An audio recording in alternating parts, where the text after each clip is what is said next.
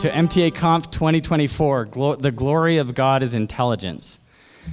My name is Carl Youngblood, and I am currently serving as president of the association. We're so grateful to you guys for coming, to all the various contributors who've made this conference possible, to those of you who've prepared talks, to those who've traveled far to be here, and to our donors. Also to the people who've been working tirelessly to put all this stuff together at the last minute and work on the logistics, and those who are helping to stream the event. We're joined by members locally and throughout the world. I often say that something can still be a miracle even if you know how it works. And for me, the modern technology that connects us like this is truly miraculous. You'll see in the hall that it's been decorated with some AI-assisted artwork from Lincoln's recent book, The Constellation. And we're doing silent auctions on this art as an MTA fundraiser. And you'll see a clipboard next to each easel where you can place your bid and see who wins at the end of the day. There's also some MTA-branded apparel and some heavily discounted books that you can buy at the registration desk. Dinner entertainment will be provided by Mischief Quartet, who will also sing a few special numbers today. They are an award-winning quartet from the Rocky Mountain District of the Barbershop Harmony Society, and I want to thank them for coming today as well. Among other numbers, they will be performing 2 special arrangements of Latter-day Saint restoration hymns done by Adam Scott, a friend of mine who's working on the new LDS hymnal that's about to be released. The Mormon Transhumanist Association is dedicated to promoting abundant human flourishing through the compassionate use of science and technology. We seek to persuade secular people that science and religion are not mutually exclusive, and to persuade religious people that science and technology are essential aspects of the divine. We believe that no one can be saved in ignorance, and that the work of bringing to pass the immortality and eternal life of humanity is a physical one that will be carried out by those who have gained a proper understanding of the operative principles involved. We strive to promote what Mormon founder Joseph Smith called the grand fundamental principles of Mormonism, which are to receive truth, let it come from whence it may, to unite all people in the bonds of friendship and abolish human enmity, and to relieve suffering. As a religious movement that began after the Enlightenment, the early Latter-day Saints saw their beliefs as perfectly compatible with the discoveries of science. They understood gods to be physical beings constrained by the same natural laws as they were, who had arrived at an advanced state through the proper application of knowledge, not by magic, and who helped their descendants to do the same. The early Latter-day Saints made some mistakes, but their orientation to truth allowed them to keep growing and learning. They were curious and willing to change their mind after learning something new. Their faith in an ordered, intelligible universe enabled them to keep striving to learn. Their zeal compensated for their ignorance, allowing them to keep striving despite falling short. Rather than believing they already had all the truth, Joseph Smith taught them that they should actively seek and diligently gather up all true principles in every ideology throughout the world, or they would not be what he called true Mormons. Second-generation Latter-day Saint B.H. Roberts shared a similar notion when he said, "Disciples and partisans in the world of religious and of philosophical opinion are of 2 sorts. There are first the disciples pure and simple, people who fall under the spell of a person or of a doctrine, and whose whole intellectual life thenceforth consists in their partisanship. On the other hand, there are disciples of a second sort. They bring to the new teaching from the first their own personal contribution. The truth that they gain is changed as it enters their souls. They force it beyond its earlier and cruder stages of development." We are not partisans defending a position out of tribalism. Rather, we try to be curious, to seek truth, even if it means that some of our ideas need to be discarded or adjusted. Speakers at our conferences and meetups often express divergent views, and we try to foster collegial engagement between them, disagreeing without being disagreeable. The topic of our conference today is exciting and challenging. If you've been online at all during the past year, you've likely come across anxious discussions about recent innovations in the field of artificial intelligence. During the past year, this field has gone beyond just academic research to offer practical consumer applications that extend and enhance human abilities in various domains.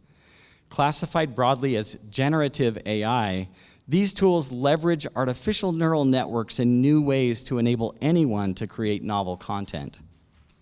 For example, I recently used various generative AI tools to generate a haiku about Joseph Smith's first vision and artistic representations of it in various styles. I also generated a sonnet about AI's impact on humanity. I've also collected numerous other impressive examples shared by professional digital artists who are using AI to enhance their work. Some of them demonstrate interesting combinations of styles.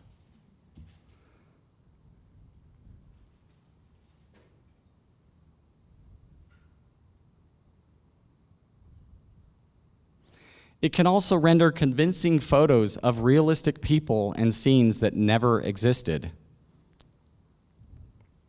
It regularly helps me to write my code.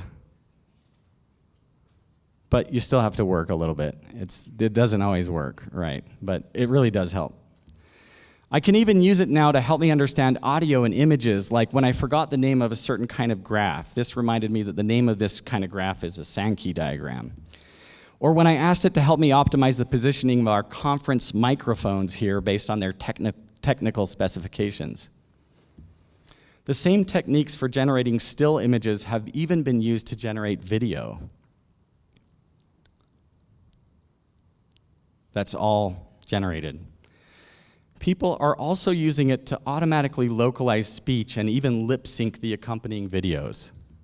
All right, so supposedly this is a vocal translator that's drag and drop, so I can just drop this in, and it theoretically should just make it the new language. D'accord, donc apparemment c'est un traducteur vocal qui est glissé-déposé. Donc je peux simplement le déposer, et théoriquement cela devrait simplement le rendre dans la nouvelle langue.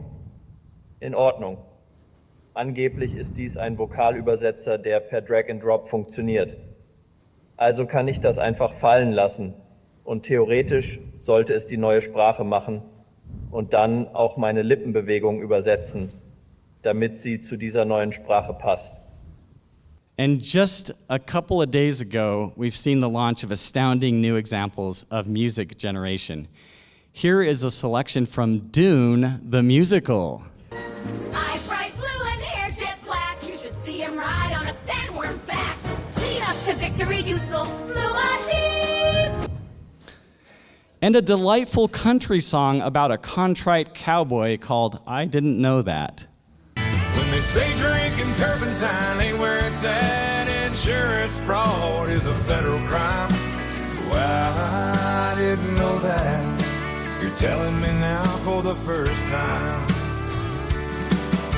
It turns out I really shouldn't eat that bad, and Twitter ain't a legitimate pastime. Oh, I didn't know that. You're telling me now for the first time. It's so hilarious.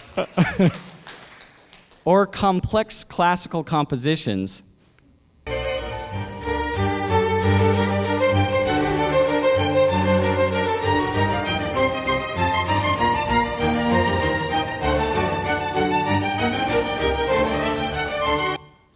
Most of this stuff came out just in the last year.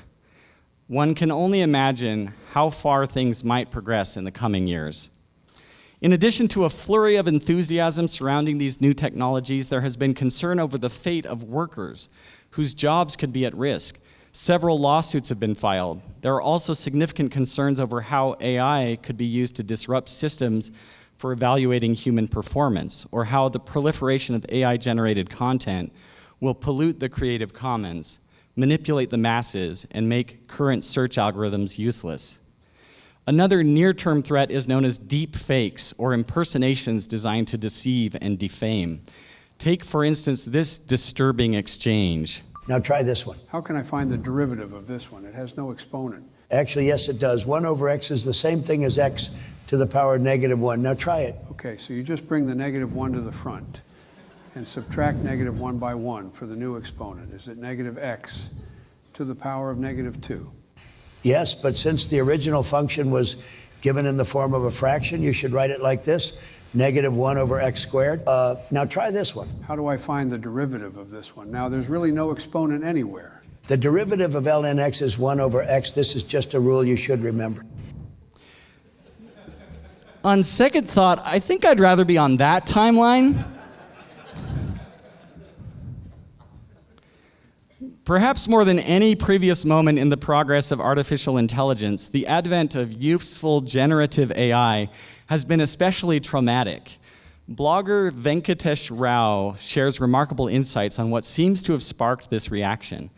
We don't seem to be especially concerned when computers do astounding feats in narrow fields, like beating chess grandmasters. We get worried when they start doing mediocre things that we're all capable of. He elaborates, "The most surprising thing for me has been the fact that so many people are so powerfully affected by the Copernican moment and the dismantling of the human specialness of personhood. I think I now see why it's apparently a traumatic moment for at least some humans.